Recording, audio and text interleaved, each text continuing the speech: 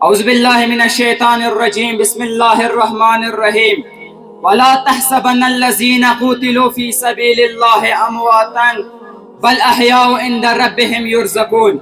جناب احمد صاحب، اساتذہ کرام، مہمان گرامی اور میرے عزیز ساتھیو، السلام علیکم۔ آج مجھے جس موضوع پر بات کرنے کا موقع ملا ہے وہ ہے مقصد کربلا اور شہادت امام حسین علیہ السلام۔ اپنی تقریر سے پہلے چند اشعار آپ محترم سامعین کی گوش گزار کرنا چاہتا ہوں، امید ہے کہ غور سے سنیں گے۔ بالا میرا حسین ہے، اعلیٰ میرا حسین، دنیا کی سوچ سی بھی نرالا میرا حسین، لکھا ہوا ہے چاند کی سینے پہ یا حسین، گویا کہ روشنی کا حوالہ میرا حسین۔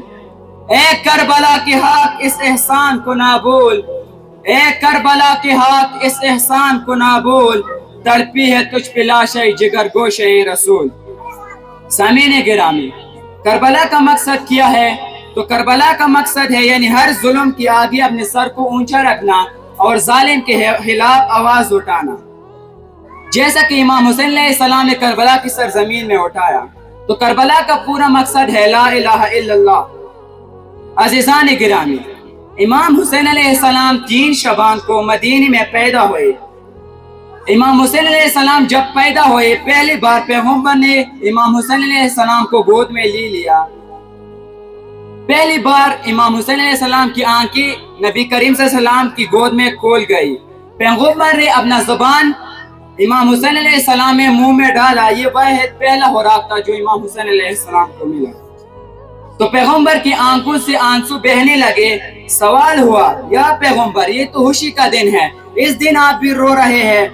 تو پیغمبر نے جواب دیا، یہ وہ حسین ہیں جو کربلا میں یک تنہا کھڑے ہوں گے، حل من ناصر ینصرنا کی صدائے کریں گے، اس کی کوئی مدد نہیں کرے گا۔ یہ وہ حسین ہے کہ جب ظلم و ستم انتہا پر، مظلومیت انتہا پر ہوگی تو کربلا کے میدان میں میرا حسین شہید ہوگا۔ بقول شاعر،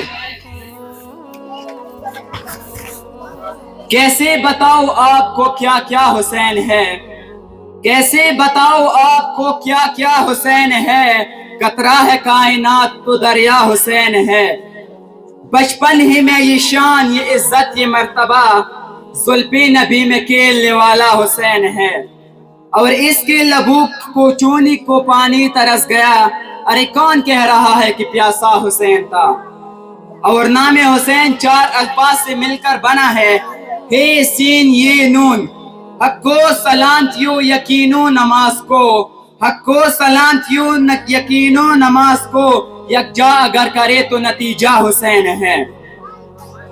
اور دنیا میں جو محب شاہ مشرقین ہے، بے چینیوں کی دور میں اس کو بے چین ہے، باطل کے سامنے جھکائے نہ اپنا سر، سمجھو کہ اس کی ذہن کا مالک حسین ہے۔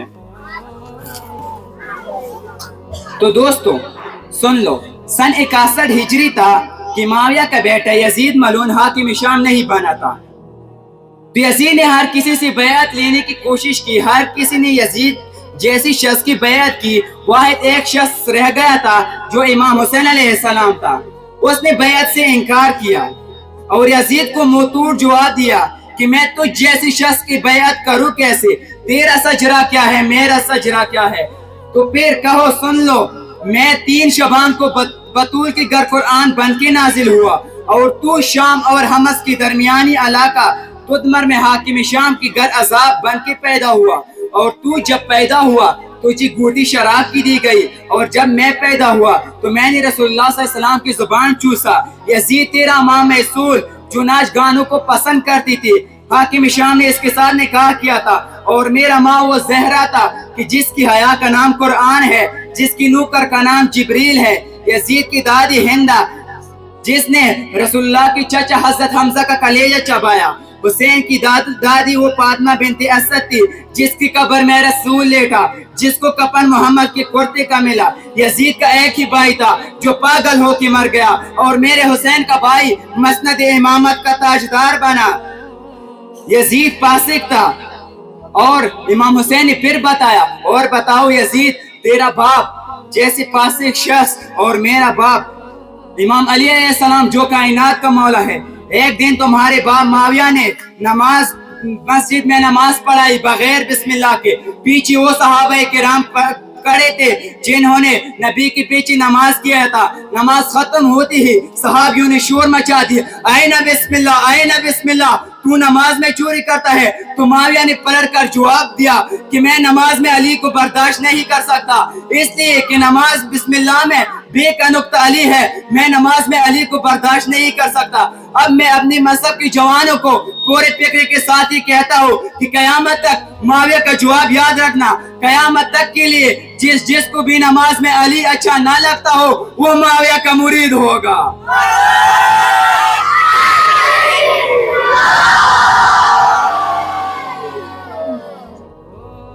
अजीज गिरामी, फिर इमाम हुसैन ने बोला, तू करबला में लाखों लेके आ, मैं अपने 72 लेके आता हूँ। कयामत तक के लिए हर हलाल ज़ादे को ये कहने पर मजबूर करूंगा, हुसैन जिंदाबाद है, यजीद मुर्दाबाद है। बकौल शायर, कैसे पलीद हाथों में देता हूँ नूर हाथ, कैसे पलीद हाथों में देता हूँ नूर हाथ, आगोश ताहिरा का ये पाला हुसैन है। अजीजान मुहतरम, तो जब हुसैन इब्न अली का काफिला मदीना से मक्का से करबला पहुंच गया तो 2 मुहर्रम अल हराम था। इमाम हुसैन अलैहिस्सलाम से सवाल हुआ, या मौला, ये गमों से बड़ा कौन सा सरजमीन है? तो हुसैन मौला ने कहा कि एक करबला का सरजमीन है। जब इमाम हुसैन ने करबला की सरजमीन पर कदम रखा तो करबला की सरजमीन लरजने लगा। इमाम हुसैन ने करबला की सरजमीन से कहा, इतना मत लरजना, अभी तक तो तुझ पर 72 का खून बहा ही नहीं। फिर जब 10 मुहर्रम अल हराम आ गया, इमाम हुसैन ने करबला की सरजमीन में नेज़ा लगाया और अल्लाह की तरफ आंख उठाकर कहा, ए अल्लाह, तू भी वाहिद, मैं भी वाहिद, तू तेरा जैसा भी कोई नहीं, मेरा जैसा भी कोई नहीं, तू है इम्तिहान लेने वाला पर मैं हूँ इम्तिहान देने वाला। ए अल्लाह, अगर मेरा इम्तिहान लेना है तो करबला में प्यासा होके देता हूँ। ए अल्लाह, तू राजी तू मैं राजी।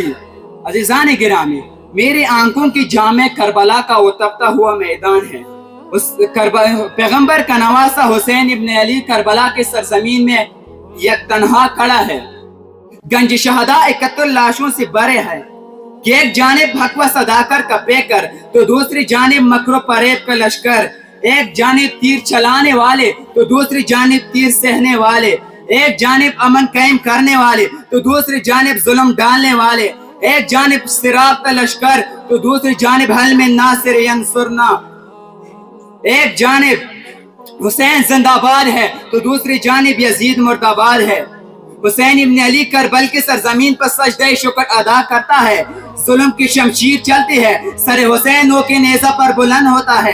सारे दुनिया में हक की आवाज उठाने वालों को ये पैगाम देता है कि जब हर सुबह बातिल फैलाने लगे शर, उठो झुका दो किसी यजीद का सर। मेरे आंखों की सामने वो मंजर है कि जब फातिमा ज़हरा अपने बाबा की दीन की प्रचार के लिए आगे बढ़ती है और बातिल के सामने आवाज उठाती है कि उठो झुका दो किसी यजीद का सर, तो चलो हुसैन की तकदीर के साथ कि सोग मनाने से कुछ नहीं होता, उठो कि हम भी झुका दे किसी यजीद का सर, उठो झुका दे हम भी किसी यजीद का सर। वमा अलैना इल्लल बलागुल मुबीन।